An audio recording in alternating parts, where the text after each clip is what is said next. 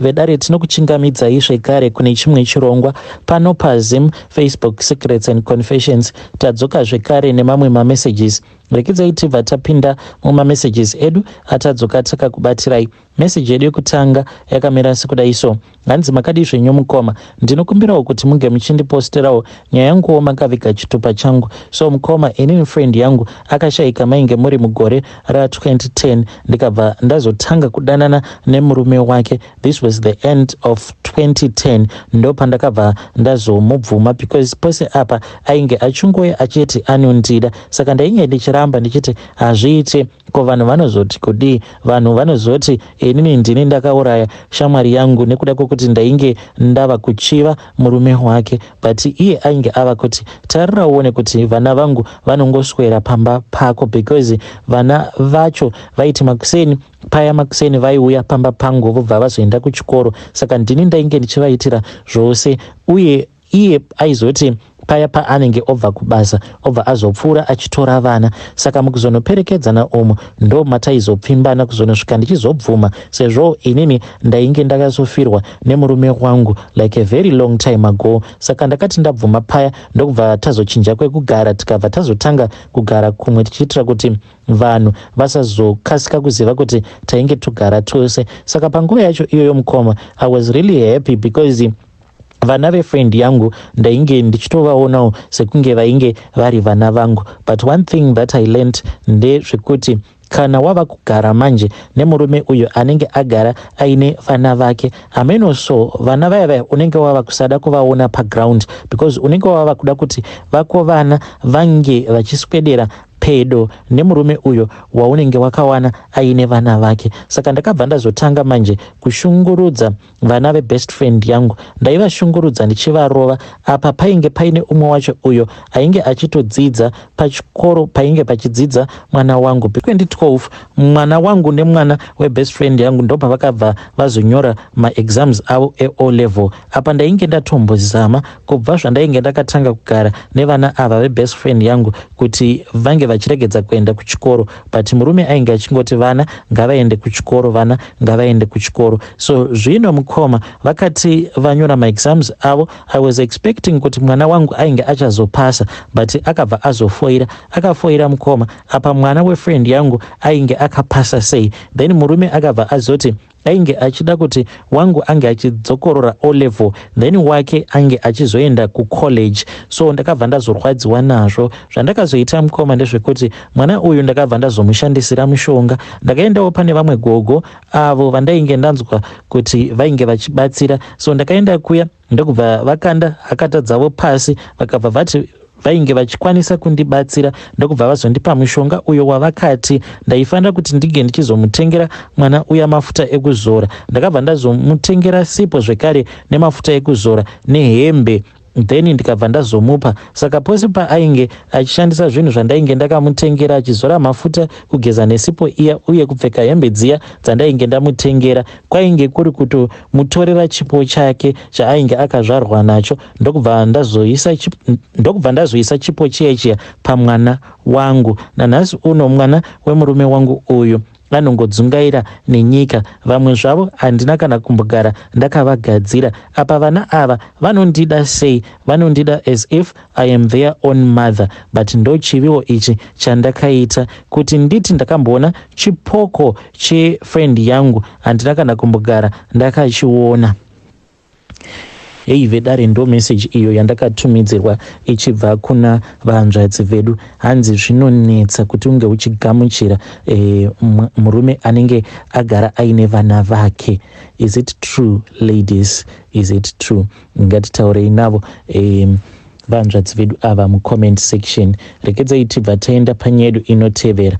Nyaya yedu inotevera yakamira sekudai so: hanzi makadi zvenyu mukoma, ndinokumbirawo kuti munge muchindiposterawo nyaya yanguwo makaviga chitupa changu. Saka inini mukoma, mukadzi uyu wandiri kufanira kuti ndinge ndichizochata naye, mukadzi uyu handimudi because ndakatoitawo zvekutomurongerwawo nevakuru vechechi, because ivo vari kuti sezvo iyewo ati kurei, saka vakati vatarisawo makore angu vakabva vaona kuti tinokwanisa kuenderana, but iye hake she is older than me. Saka ndo nyaya iripo. I don't know know kuti should I go ahead kana kuti ndongovaudzawo chokwadi changu kuti munhu uyu handikwanise kuti ndinge ndichizomuda, because ndinotonzwa munyama dzangu kuti kana munhu uyu ndikapinda naye mumarriage kana ndikagara ndapinda naye mumarriage ndinokwanisa kuzomuhurira, saka kuti ndinge ndichizomuhurira handidi mukomanashi.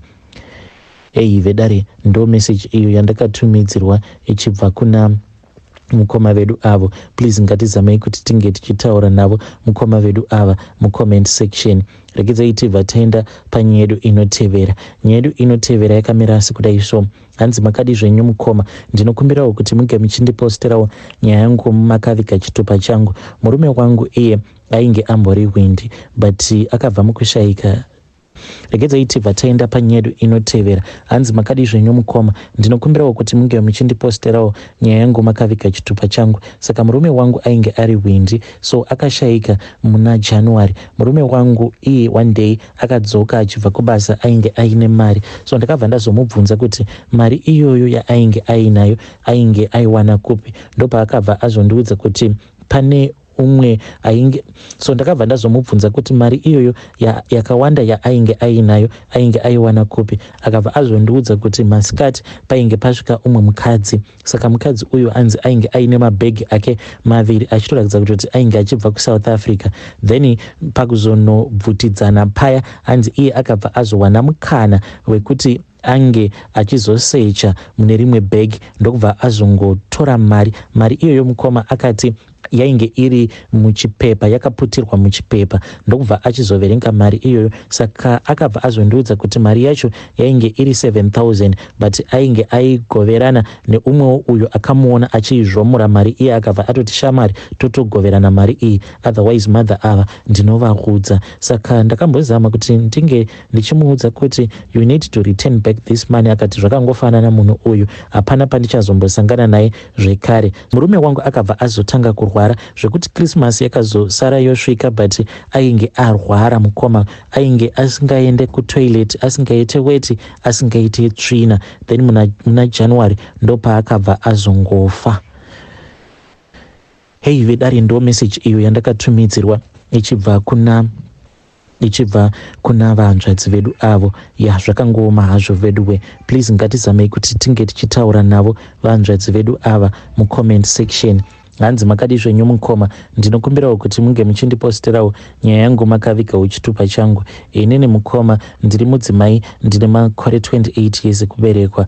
Mukoma, I feel as if ndakashandiswawo nehanzvadzi dzangu. Apa right now ndava kusafa ndiri ndega. Zvakaitika mukoma ndezvekuti pandakauya kuno kuSouth Africa, then ndakabva ndazotanga kutaura nevamwe bhuti vangu uye zvekare nemudzimai wavo. Saka inini nemudzimai wavo tainge tagara tisingawirirani, so akabva azongotanga kungondiitira maactions. Ndokubva ndazomanikidzika kuti ndinge ndichizongopindawo mamarriages awa emujoni, but murume wacho ndainge ndisingatombomufili zvachose. So iye manje akabva azongoitawo mukana wekuti akabva abata mari yainge yakawanda. Same time akabva andibvunza kuti zvino mukadzi wangu toita sei nemari iyi yatabata. Ndikabva ndati ndiroore ndinge ndichikuzvarira. Saka pose apa ainge asingatozivi kutoti ndainge ndichitonwa mapirits efamily planning. So ipapo akabva ati alright, I am going to marry you but please unge uchizondiitirawo mwana at least one. Kunyange ukandiitira mwana one zvese zvinobva zvaita bo. Ndikabva ndati aiwa iri bo. Saka panguva yacho iyo ndainge ndichitoti kana munhu akandiroora akandibvisirawo something I can sacrifice, ndobva ndazomuzvarirawo. But ndakazoti manje ndaenda ndanotaura nanaTsano. VanaTsano vakabva vati iwe munhu uyu unomuda here? Ndikabva ndavawo open enough with them. Ndikati munhu uyu angu kutaura chokwadi, vanhu vaMwari handitombomudi. It was just because of my situations ndo akazondimanikidza kuti ndinge ndichizosvika pakupinda mumarriage naye. Saka vakabva vati kana usingamudi, saka isusu tava kutoziva kutoti kunyange akauya nemari tichatongomudyira mari iyoyo mahara. Ndokubva tazoronga kuti zvainge zviri nani kuti murume uyu wandainge ndichigara naye tinge tichingomudyira mari yake mahara. So takabva tazosarudza kuti instead yekuti ange achienda kunondibvisira mari kuZim, zvainge zviri nani kuti ange achingondibvisira mari yacho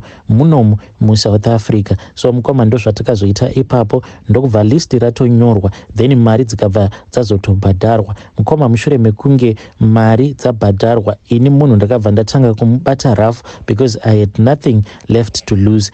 So ndakati ndamutiza paya ndo pandakabva ndazonzwa zvichinzi ainge ava kugara nerimwe bhishu, but bhishu iroro ndo rakabva razomuurayisa, nekuti akazoti one day hanzi akazoona mukadzi uya waainge ava kugara naye hanzi ainge atori nechikomba. Mukuzonorwidzana nechikomba cheche ndo paakabva azobayiwa nebanga ndokubva azofa. But chiri kundinetsa ndechekuti ndinogara ndichimurota apa hama dzangu hadzisi kana kumboda kumbondibatsira nekesi, because ndakaenda kwavari vana mukoma ndikabva ndati munhu uya ndiri kugara ndichimurota achinditi iwe wakandiurayisa, newewo ndikuda kuti unge uchizopondwa, unge uchinzwawo kuti zvinorwadza sei. But ivo vakabva vati iwewe ndiwe here wakamubaya nebanga? Ndikabva ndati kwete. Saka vanoti hakungori kungofunga kwako, hakuna zvinhu zvakadaro. Saka ndauyawo pano padare renyu kuti muge muchindibatsirawo.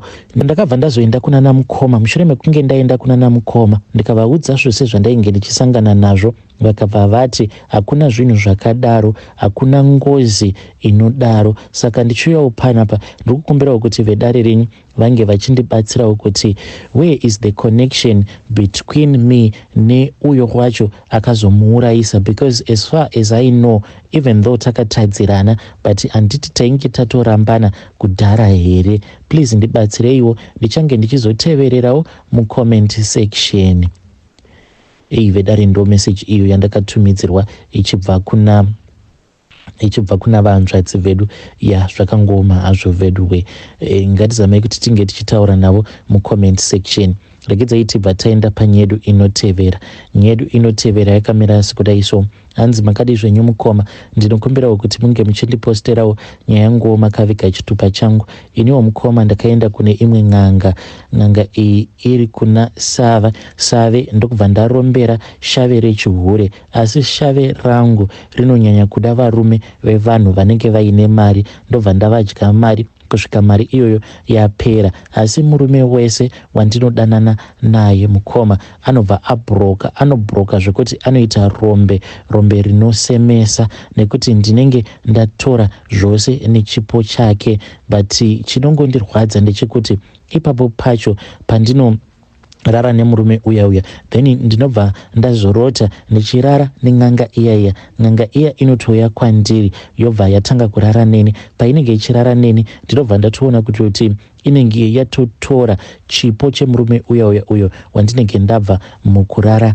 naye. Saka mukoma pandakaenda kunoromberawo izvi zvechihure ndainge ndanzwa nenhamo mukoma, vanhu vachingonditi wakanaka. Varume vose vainge vachindinyenga vainge vachingoti munhu ane body structure kuita kunge vasikana vepaInstagram kudai, why uchiti hauna murume? So vanhu vaya vandainge so varume vose vandainge ndichidanana navo, even though vainge vachiti ndine good body structure, but at the end waizongoona kuti munhu hatomborina kana basa newe kana arara newe. So ngendoita ndezvekudai ndaiti munhu paya ndisati ndarara naye ndaimbotanga ndamurovawo bag, but still it was never enough. I was always broke. Ndo pandakabva ndazofungawo zano mushure mekunge ndataura neimwe friend yangu anoitawo zvekutengesa muviri wake, akabva andipa manumbers en'anga yacho iyoyo. Ndakabva ndazoenda kuya ndokubva ndazonorombera shave iroro rechihure. Ndakati ndaenda kuya then ndikabva ndanzi friend yangu yainge yaita mistake,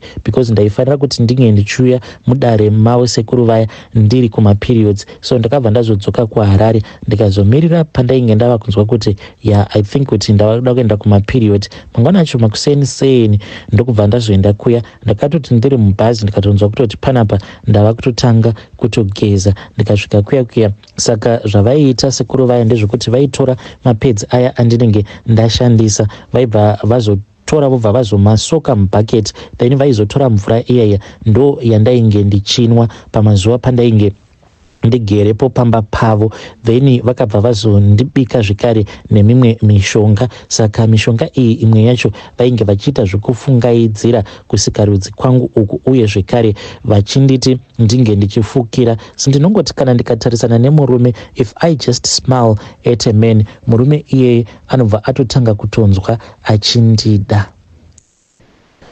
Hey, vedari ndo message iyo yandakatumidzirwa ichibva kuna vahanzvadzi vedu. Please ngatizamei kuti tinge tichitaura navo vahanzvadzi vedu ava mucomment section. Hanzi chinondibohwa ndechekuti ndinoti ndikatobata client yangu ine mari ndinobva ndarota futi sekuru vaivai vachitouya kuzototorera murume uya pfuma yake.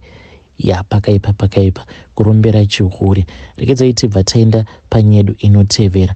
Nyedu inotevera yakamira sekudai. Hanzi makadi zvenyu mukoma, ndinokumbirawo kuti munge muchindiposterawo nyaya yanguwo makavika chitupa changu. Ndinewo nyaya iyo yandakaudzwa nagogo vasati vashaika. Saka gogo ava vainge vachingonditi ndikuda kuti unge uchiuya kumba muzukuru wangu. Saka ndakazoti muna 2018 ndikabva ndati rekedza ndinge ndichimbodzokera kumba, because ndainge ndatova nemakore akati one day ndisingaende kumusha because of some other reasons. Ndakazoti ndasvika kumba, gogo ndopa vakabva vazotanga kuchema, vakabva vandiudza kuti inini ndainge ndiri mwana wasekuru.